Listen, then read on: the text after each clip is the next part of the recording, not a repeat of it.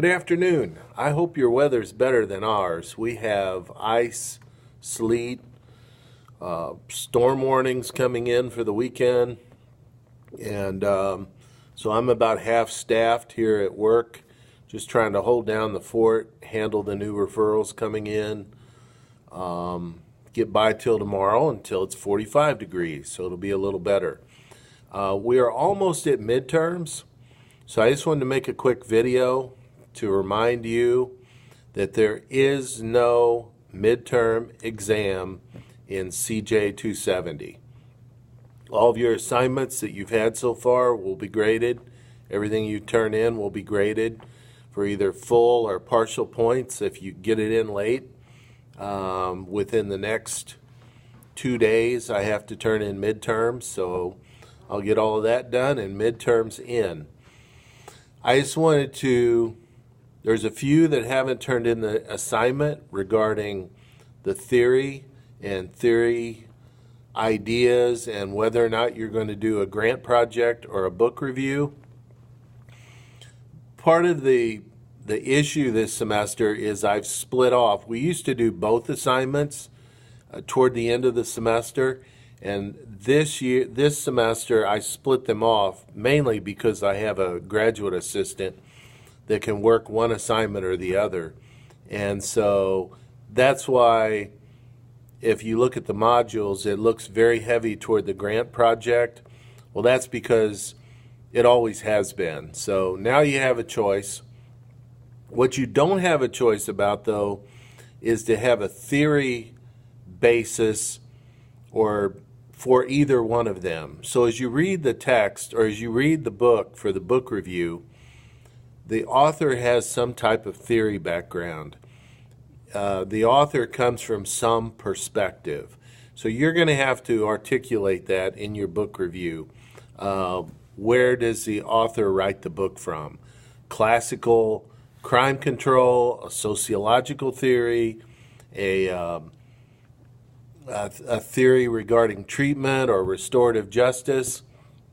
So your book review will also involve theory, just like your grant proposal would if you were writing a grant proposal.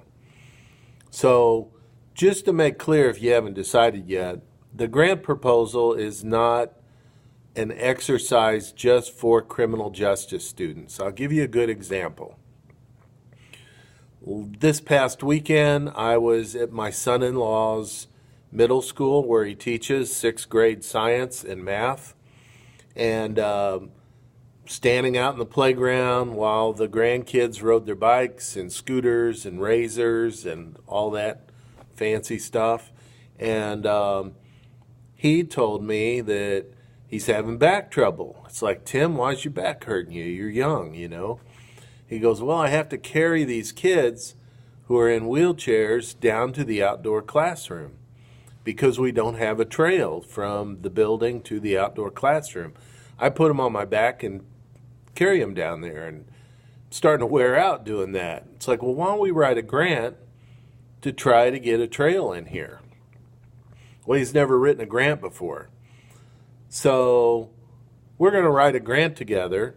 We're going to approach the right people who want to do good things for kids with physical challenges. And the grant will be, I'll probably write it in about a half an hour with him sitting down by me. And it will be the same format as the one that we're writing for this class. A grant is basically has 5 parts. And it's got this theory base in the middle. So for Tim, the theory base is access and health and getting kids to the outdoors and outside classrooms and how all the environment is good for children. So it's a basis of that type, that all of that's important for all kids to have access. So that's going to be more of a theoretical base for the grant. So the way they start, and this will be just how you write it too. Let's say this is your grant project. You'll have to do one more criminologically having to do with juvenile justice. But let's just say this is the way they look. 10 points each part. We'll write a problem statement. We'll talk about Jackson, Missouri, the needs, how many kids come into his school with disabilities, how many kids could benefit from outdoor activity, why that's important for these children to do the things that the kids that can get to the classroom, and that's the problem statement. Maybe a paragraph, maybe 2 paragraphs, not much. Second thing is the goals and objectives. The goal is to get kids access to the outside. See how all this stuff kind of repeats itself a little bit? So you have goals and objectives. The big goal is that all children should have access to the outdoors.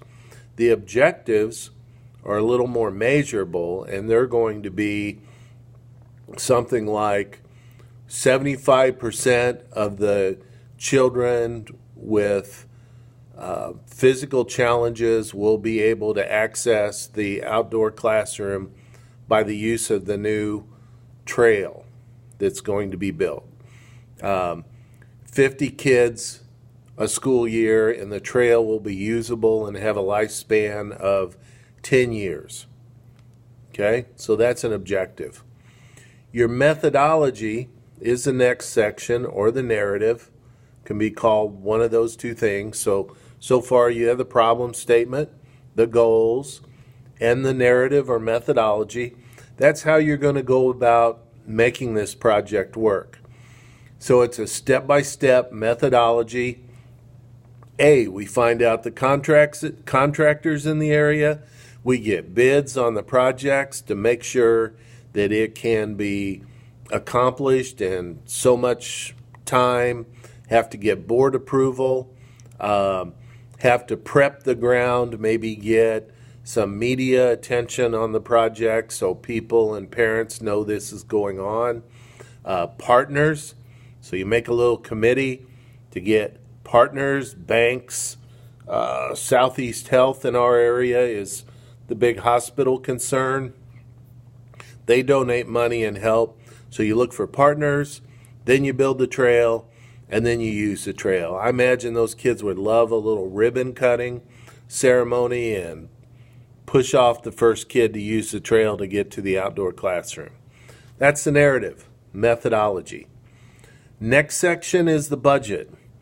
So, methodology, maybe 2 pages at the most. So far you have a problem statement with a paragraph or 2. You have a goals and objectives, 1 or 2 sentences. You have a methodology, maybe 2 pages. Then you have a budget.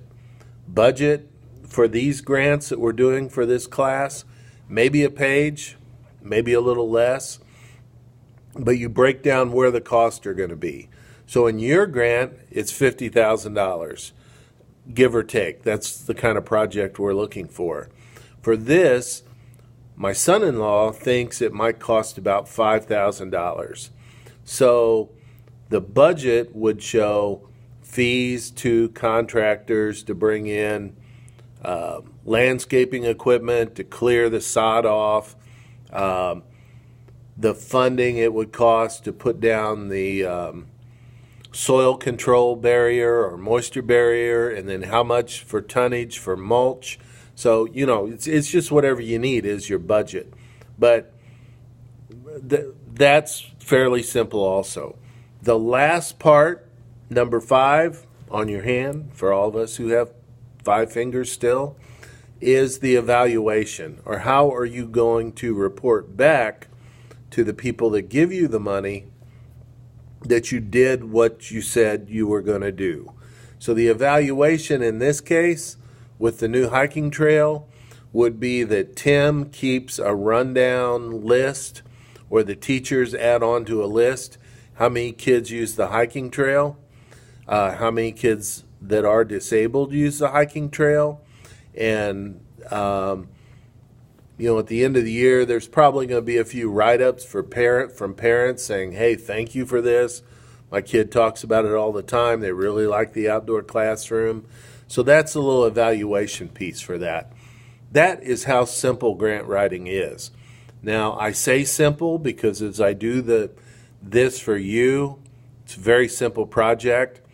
Sometimes the grant RFPs or requests for proposals are 250 pages when you're writing a federal grant. But it is basically those 5 things. So that's why the semester looks a little disjointed, is because I've split these 2 projects. It doesn't matter which one you choose. The grant proposal is one that if you can foresee in the future, you might be in a position that grant proposal writing is a good thing for you to know how to do. Great. The book review is important too, because understanding what is going on in the field, and especially when you're reading a book that's maybe a few years old and you can say, well, the problems are a little bit different now, but still the same. You're still dealing with human motivation, criminology. You're still dealing with poverty, food insecurities, children's mushy brains that choose to do the wrong thing. The books are going to be very timely, though the copyright on them is 10, 15 years of age, because crime apparently doesn't change. It hasn't changed in my 34 years on the job. So those are 2 projects. Things to remember today is, if you haven't already, write your little theory paragraph to me in the assignment page. Put on which project you're going to do, because we're going to be breaking out even more. I'll have my graduate assistant contact you, start talking about the book review, and we will post both of these at the end of the semester on one of the forum pages so everybody can read them. The material from the book review and the grant project is used in the final exam. So what you come up with and what you read from your fellow students is going to be how you're going to write or argue on your final exam. So that's why it's important. It all ties together. So I hope that simplifies it a little bit. I don't want you to stress over either project. I want you to enjoy reading the book and working through that. Email, call me anytime. Also, the grant project, again, it's a non-stressor. A lot of people worry about it, but after they talk to me or run a draft by me, which I definitely would like to see, is as you get a little closer with your ideas or you have a project idea, you run it by me first so you don't get way off kilter on this project. So run a draft by me and we'll clean it up. I want to make sure you get full points.